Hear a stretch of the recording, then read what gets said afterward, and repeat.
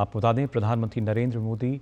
आज अन्नदाताओं किसानों के लिए 2 विशेष योजनाएं हैं जिनकी शुरुआत करने जा रहे हैं। प्रधानमंत्री धन धान्य योजना और साथ ही दलहन आत्मनिर्भरता मिशन के तहत किसानों को और किस तरीके से उनके उत्पादों का वाजिब दाम मिल सकता है, उत्पादन को बढ़ावा कैसे दिया जा सकता है, और इसी को लेकर अब से कुछ देर में हम देखेंगे जो 2 नई योजनाएं हैं जिनका शुभारंभ होगा। लेकिन उससे पहले दिल्ली स्थित पूसा में प्रधानमंत्री नरेंद्र मोदी ने किसानों के साथ संवाद किया, उनके साथ बातचीत की और जाना कि किस तरीके से लगातार कृषि क्षेत्र में बदलाव आया है पिछले 1 दशक की अगर बात की जाए। और ख़ासतौर से जब हम बात करते हैं इस नए भारत की, जहां पर आज के समय में मोटा अनाज यानी मिलेट्स है, उसमें किसानों की भूमिका सीधे तौर पे नज़र आती है। उसके उत्पादन को लेकर जो महिलाएं हैं प्रसंस्करण के क्षेत्र में लगातार आगे बढ़ रही हैं, आत्मनिर्भर हो रही हैं। तमाम बातों को लेकर प्रधानमंत्री नरेंद्र मोदी ने बातचीत की किसानों के साथ दिल्ली स्थित पूसा कैंपस में। और ख़ासतौर से आज जिन योजनाओं की शुरुआत होगी, यानी जब हम बात करते हैं प्रधानमंत्री धन धान्य योजना की, जिसके ज़रिए ऐसे 100 जिले चिन्हित किए गए हैं जहां पर कृषि के क्षेत्र में अपार संभावनाएं हैं, वहां पर और किस तरह का बढ़ावा दिया जा सकता है जिससे किसानों को इनका लाभ मिले। और इसके साथ साथ आपको बता दें, जब बात करते हैं दलहन आत्मनिर्भरता मिशन की, इसके ज़रिए भी न सिर्फ दलहनी क्षेत्र में आत्मनिर्भरता आए बल्कि एक तरीके से पोषण सुरक्षा के लिहाज से भी ये काफ़ी महत्वपूर्ण, जिसके बारे में यहाँ मौजूद जो किसान हैं उनसे प्रधानमंत्री ने बातचीत की। और इन तस्वीरों में भी आप देख सकते हैं महिला किसान इसमें शामिल हैं, अलग अलग राज्यों से जो किसान हैं वो यहाँ पहुँचे हैं, जिन्होंने अपने अनुभव प्रधानमंत्री नरेंद्र मोदी के साथ साझा किए। और साथ ही साथ उन्होंने बताया कि कैसे आज के समय में वो कृषि के जो आधुनिक रूप हैं, यानी एकीकृत कृषि की जब हम बात करते हैं, उसको अपना रहे हैं। और उसके साथ साथ अब लागत जो है उसको उन्होंने कम किया है, साथ ही अपने मुनाफे को भी बढ़ाया है। इस दौरान महिला किसानों के साथ भी प्रधानमंत्री नरेंद्र मोदी ने संवाद किया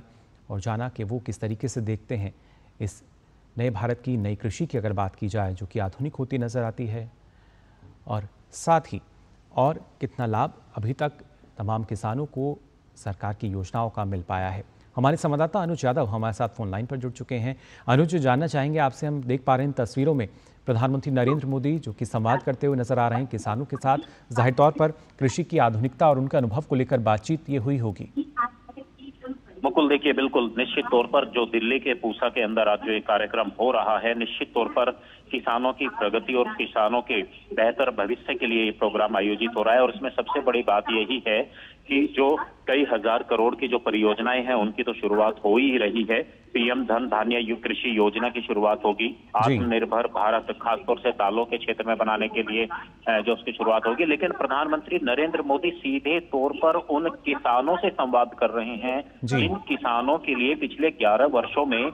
कई योजनाएं परियोजनाओं को जो है लागू किया गया है किसानों के कल्याण के लिए। और हमने यहाँ देखा कि जो आज प्रधानमंत्री हैं वो महिलाओं से भी बातचीत कर रहे हैं, क्योंकि कृषि के क्षेत्र में जो महिलाओं की भूमिका है उसको बढ़ाने के लिए काफी प्रयास किए गए हैं। और कृषि के क्षेत्र में जो कार्य हुए हैं,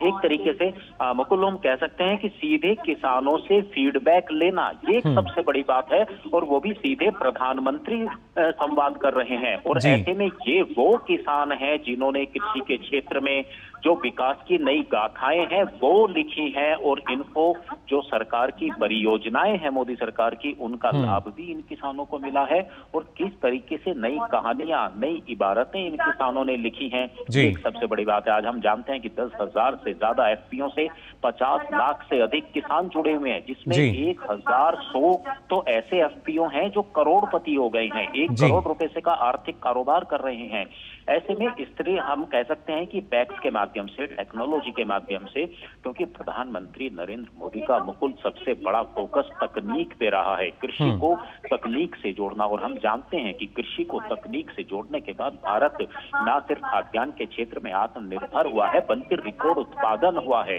आज भारत खाद्यान्न का आयात नहीं बल्कि निर्यात करता है। और सबसे बड़ी बात है कि जो आज प्रधानमंत्री किसानों से बातचीत कर रहे हैं उसका सबसे बड़ा मकसद भी यही है कि हम आज दलहन के क्षेत्र में, खासतौर से जो हम दालों की बात करते हैं, उसमें उत्पादन को बढ़ाने की जरूरत जरूरत है। और प्रधानमंत्री आज उसी के लिए इन योजनाओं की शुरुआत कर रहे हैं, क्योंकि अब हमें दालों को आयात भविष्य में नहीं करना पड़ेगा। दालों का और खासतौर से तिलहन का जो क्षेत्र है, रकबा है, उसको बढ़ाने के लिए, उसकी उत्पादकता को बढ़ाने के लिए जो है प्रधानमंत्री नरेंद्र मोदी धन धान्य योजना की आज शुरुआत करने जा रहे हैं। और इसी के साथ साथ पशुपालन के क्षेत्र में, क्योंकि हम जानते हैं कि कृषि के साथ जो पशुपालन जुड़ा हुआ है वो किसानों का सबसे बड़ा धन होता है, और ऐसे में उस धन का स्वास्थ्य की सुरक्षा करना ये एक सबसे बड़ा लक्ष्य प्रधानमंत्री नरेंद्र मोदी और केंद्र सरकार का शुरू से ही रहा है। मुकुल, बिल्कुल अनुज, और आज के समय में हम देखते हैं आधुनिक कृषि जो है उसकी झलक इन तस्वीरों में भी नज़र आती है। फिर चाहे ग्रीन हाउस में हम खेती की बात करते हैं, हाइड्रोपोनिक जैसी तकनीकें जो हैं वो हमारे किसान अपना रहे हैं, जो ये बताता है कि किसान लगातार आगे बढ़ रहे हैं और सरकार उनका हर कदम पर साथ निभा रही है। देखिए मुकुल, यही सबसे बड़ी बात है कि जिस तरीके से आज प्रधानमंत्री नरेंद्र मोदी किसानों से मिल रहे हैं, और तस्वीरों में जो मुकुल आप देख पा रहे हैं वो यही है कि तकनीक के माध्यम से उत्पादन को बढ़ाना, चाहे वो बागवानी हो, चाहे वो कृषि का क्षेत्र हो, चाहे वो एलाइड सेक्टर हो, ये सबसे बड़ी बात है। इस समय प्रधानमंत्री नरेंद्र मोदी एक पॉली हाउस के अंदर हैं। पॉली हाउस के अंदर किसी भी वातावरण में, किसी भी टेम्परेचर में आप जो है एक अच्छी खेती कर सकते हैं, क्योंकि आप जानते हैं कि भारत के अंदर जो भौगोलिक स्थितियां हैं वो काफी अलग हैं। यहाँ आंधी, तूफान, बरसात, बाढ़ जैसी जो समस्याएं हैं उनकी चुनौतियां एक सबसे बड़ी रहती है किसानों के लिए। ऐसे में उन चुनौतियों से निपटना, जो देश की भौगोलिक स्थितियां हैं उनसे पार पाना, उसमें किस तरीके से तकनीक का उपयोग हो सकता है, ये एक सबसे बड़ी बात है जिसके लिए आज प्रधानमंत्री सीधे फीडबैक ले रहे हैं, संवाद कर रहे हैं देश के अलग अलग राज्यों के किसानों के साथ। और अब बिल्कुल थोड़ी ही देर में प्रधानमंत्री जो हैं यहाँ पर जो किसान आए हैं देश से अलग अलग, उनको भी संबोधित करेंगे और परियोजनाओं की शुरुआत करेंगे। मुकुल, बिल्कुल अनुज, थोड़ी देर में ही वो संबोधन होगा, लेकिन कितना महत्वपूर्ण प्रधानमंत्री का जो फोकस कृषि और किसानों के कल्याण पर है, क्योंकि जब हम विकसित भारत की बात करते हैं तो उसके स्तंभ में ना सिर्फ किसान हैं, युवा हैं, गरीब हैं, महिलाएं हैं, और ये सभी अगर देखा जाए तो कहीं ना कहीं कृषि से भी जुड़े हुए नजर आते हैं। देखिए बिल्कुल, सबसे बड़ी बात यही है कि जिस तरीके से प्रयास लगातार मुकुल किए गए हैं, और हम जानते हैं कि प्रधानमंत्री नरेंद्र मोदी शायद ही कोई ऐसा दिन जाता हो या महीना जाता हो जिसमें कृषि के लिए योजनाओं की शुरुआत ना होती हो, किसानों के लिए कल्याणकारी योजनाओं की घोषणाएं ना होती हों। इसीलिए हम कह सकते हैं कि प्रधानमंत्री नरेंद्र मोदी का सबसे बड़ा लक्ष्य रहा है कि देश की जो आर्थिक गतिविधियां हैं उसमें कृषि की भागीदारी ज्यादा से ज्यादा बढ़े। हम जानते हैं कि अगर किसान आगे बढ़ेगा तो देश खुशहाल बनेगा, और यही क्रम में लगातार प्रधानमंत्री नरेंद्र मोदी नई नई और बड़ी सौगातें जो हैं वो किसानों को लगातार देते आ रहे हैं। हम चाहते हैं कि देश को आत्मनिर्भर बनाना है, तो बिल्कुल देश को आत्मनिर्भर बनाने के लिए लगातार प्रयासरत प्रधानमंत्री नरेंद्र मोदी। फिलहाल बहुत बहुत शुक्रिया अनुज आपका हमारे साथ जुड़ने के लिए। तो इन तस्वीरों में भी आप देख सकते हैं पॉली हाउस के भीतर प्रधानमंत्री नज़र आ रहे हैं किसानों के साथ बातचीत करते हुए। आधुनिक कृषि की जब हम बात करते हैं तो उसी के मॉडल में से ये एक, जो कि जब हम ग्रीन हाउस को देखते हैं, कैसे जब अलग वातावरण रहता है, विपरीत परिस्थितियां होती हैं, तो उसमें भी हम बेहतर उत्पादन ले सकते हैं, बेहतर टिकाऊ खेती कर सकते हैं।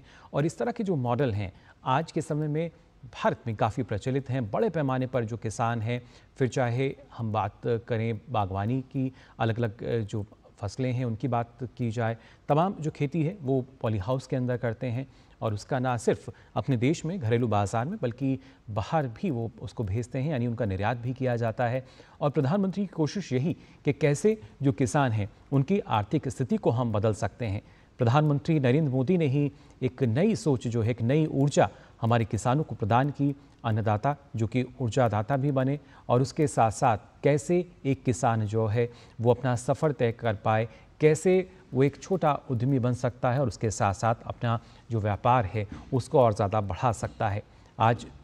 की अगर बात की जाए तो कृषि के क्षेत्र में तमाम अवसर मौजूद हैं, और उन्हीं अवसरों को कैसे हम अपने फ़ायदे में बदल सकते हैं, कैसे उनका प्रशिक्षण किसानों तक पहुंचाया जाए, क्योंकि ना सिर्फ ये बल्कि इससे पहले भी तमाम तरह के जो अभियान हैं वो चलाए गए हैं जिसके ज़रिए किसानों को खेत में ही प्रशिक्षण दिया जाता है। क्योंकि यहाँ एक जो मंत्र प्रधानमंत्री ने दिया लैब टू लैंड का, उसको सार्थक किया जा रहा है, और साथ ही साथ उनका अनुभव जो रहा है किसानों का, ज़ाहिर तौर पर वो जानते हुए नज़र आ रहे हैं प्रधानमंत्री नरेंद्र मोदी इन तस्वीरों में भी।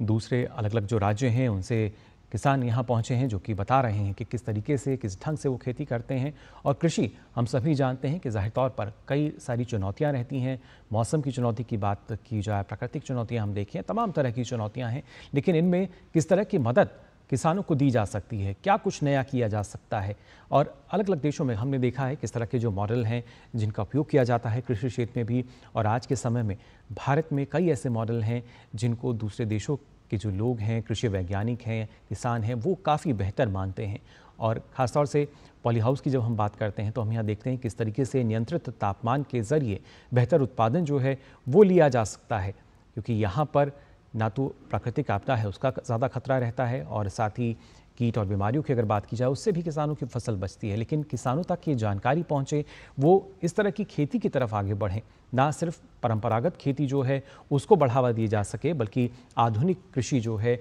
वहाँ भी किसानों की भूमिका काफ़ी महत्वपूर्ण हो जाती है। किस तरीके से आम किसान जो है वो आधुनिक कृषि की तरफ बढ़ सकता है, फिर चाहे नई तकनीक की बात की जाए, नई मशीनरी की बात की जाए, या ख़ासतौर से आज के समय में जब हम AI की